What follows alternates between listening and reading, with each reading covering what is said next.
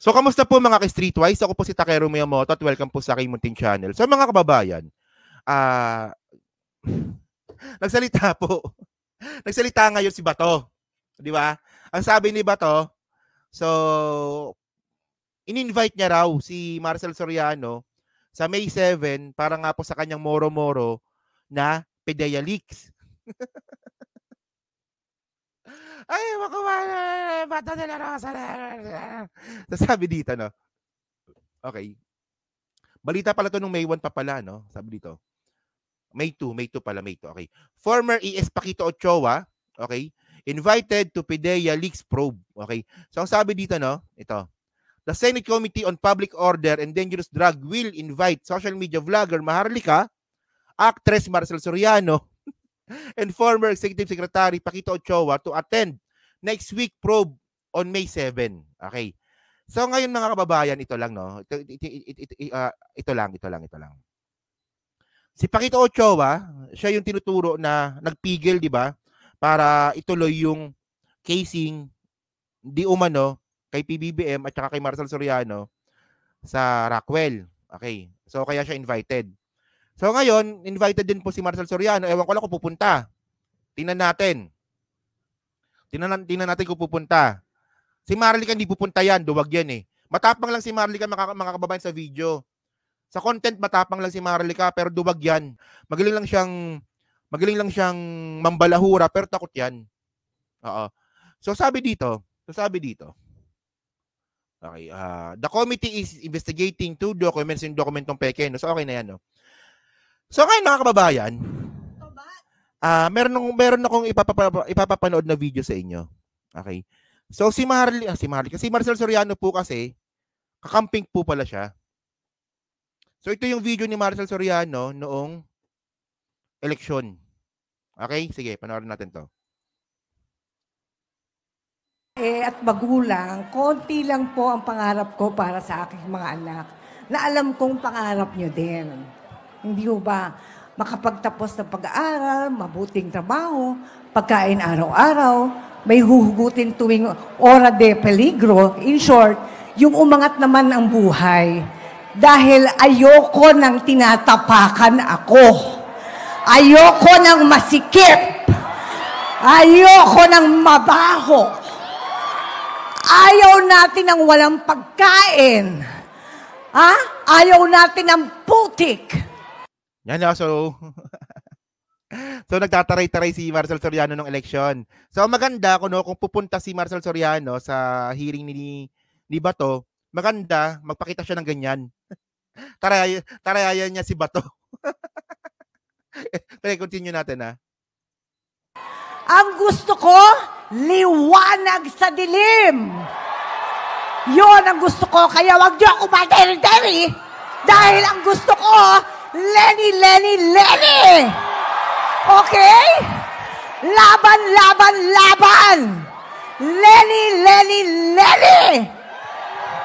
Siguro naman narinig niyo ako, no? Ayan. Okay, ngayon. So, ang punto dito mga kababayan, ito lang no. Takot na takot ngayon ng mga DDS. 'Di ba? Ako walang problema sa akin, ituloy ninyo yung Ituloy ninyo. Nakakatayo ng balahibo, no? Sa akin, walang problema yan. Ituloy ninyo yung hearing ninyo. Ituloy ninyo yung hearing ninyo sa Senado. Invite ninyo si Marcel Soriano. Ang tanong ngayon dito mga kababayan, bakit takot ang mga DDS? Takot yung mga DDS mga kababayan. Nakita ko yung mga comment ng mga DDS na, ay, walang kwenta yan si Marcel Soriano kasi malamang, lang yan, hindi magsasabi daw ng totoo, di ba? Poprotektahan lang daw po si PBBM, di ba? Akala ko ba gusto ninyong marinig yung boses ni Marcel Soriano? Ang tanong, bakit takot kayo? So ngayon mga kababayan, ito. Si Marcel Soriano pala, Lenny pala. Ang problema, si Lenny po mga kababayan, parte na po ng gobyerno. Hindi nga. Yan, Robredo, angat buhay, ICE tie up with government for free mental health services. Kaya takot eh. Ang problema kasi sa mga DDS, di ba?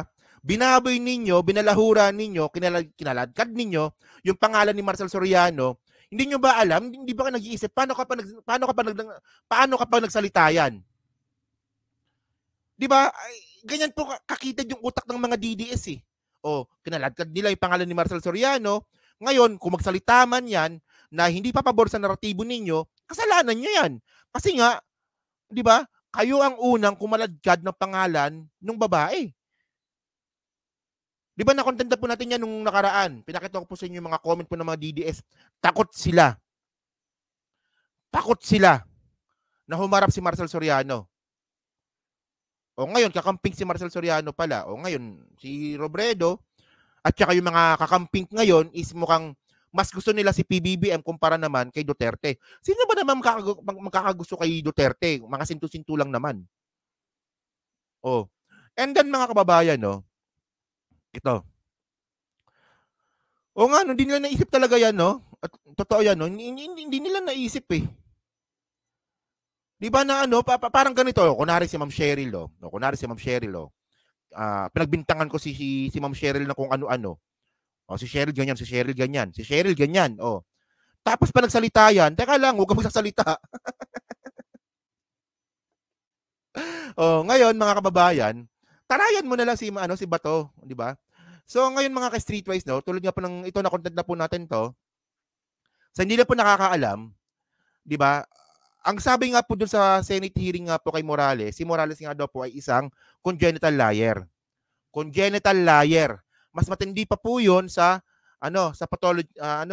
pathological liar. Kasi po yung congenital liar, ang pagkakaalam ko doon is pinanganak ka ng sinungaling. Oh. So ngayon mga kababayan, bilang isang congenital liar kasi mga ka-streetwise, ang isa po sa mga ang isa sa mga ginagawa niyan or kung saan sila magaling ay maghabi-habi or magtahi po ng istorya. Diyan po magaling yung mga congenital liar. Magaling sila magtahi ng istorya para magmukhang totoo. So ngayon nakita natin mga kababayan, yung nag-iisang article po na si Marcel Soriano po ay sangkot sa droga, meron naman po talaga nung 2018. 'Di ba? Nung 2018.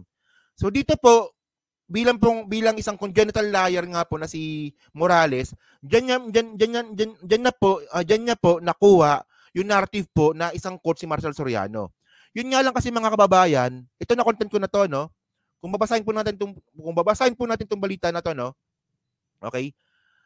Nalambat ng mga otoridad ang 13 drug suspect kabilang ang isang babaeng kapangalan ni Diamond Star Marcel Soriano sa isinagawang magkahiwalay na anti-drug operation sa Quezon City na batid kahapon. O, di ba? Kasi mga kababayan, sa bilang isang sinungaling mga ka-streetwise, kailangan mong maghanap ng mga sitwasyon at gagamitin mo yan para makabuo ka ng isang konklusyon na sinungaling. So, ganun po yun. O, di ba? So, ngayon mga kababayan, kaya rin pala takot na takot din itong mga Duterte engot supporter. So, may lumalabas din po kasing video ngayon na ito. Ito, pakita ko sa inyo, itong video po na to. Takot na takot sila eh. Oh. Yan, si Marcel Soriano. At sino yung kasama ni Marcel Soriano? Si First Lady Lisa Marcos. Di ba? Andiyan ba si Mima? Hello Mima. So yan mga kababayan, di ba? Oh. So ang punto natin dito mga kababayan, di ba ganyan po talaga kaengot tong mga Duterte engot supporter. Di ba? Dinrag nila yung pangalan, kinalawit nila yung pangalan ni Marcel Soriano, kinaladkad nila yung pangalan ni Marcel Soriano. Ngayon, ang nangyari, mukhang hindi ata papabor sa kanila si Marcel Soriano. Kasi nga, unang-una, tulad nga ng pinakita ko sa inyo, si Marcel Soriano po ay kakamping.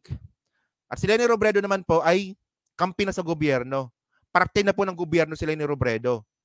At mga kababayan, magkaibigan din po, base lang po ito yung narrative nila, hindi ko kino-confirm di ba? Magkaibigan po si Marcel tsaka si First Lady Lisa Marcos. Ako hindi ko kino-confirm na magkaibigan sila. Ayan ang sinasabi nila. 'Di ba? So kita mo 'di ba, kayo mismo gumawa ng sarili ninyong bangungot. Oh, ewan ko lang. So abangan natin. Abangan natin sa May 7 kung pupunta talaga si Marcel Soriano. Abangan natin. At kung totoo ba yung haka-haka ng mga DDS na hindi papabor sa kanila yung mga sasabihin ni Marcel Soriano. Ang importante lang kasi dito mga kababayan, yung katotohanan. 'Di ba? Yung katotohanan yung importante dito. So yun lang po, 'di ba? Sabi ko sa inyo basta mga DDS, mga engot 'yan. Alag yan! Ingot talaga, no? So, yun, so hello po, Roberto Mendoza. Nagpapa-shoutout siya, no? So, yun mga kababayan, so dyan po sa 1,200 po na nanonood. So, hindi pa po nakakapag-like, palike na lang po ng video po na to. At dyan po sa Team Replays, ano nga po masabi nyo nga po dito, di ba?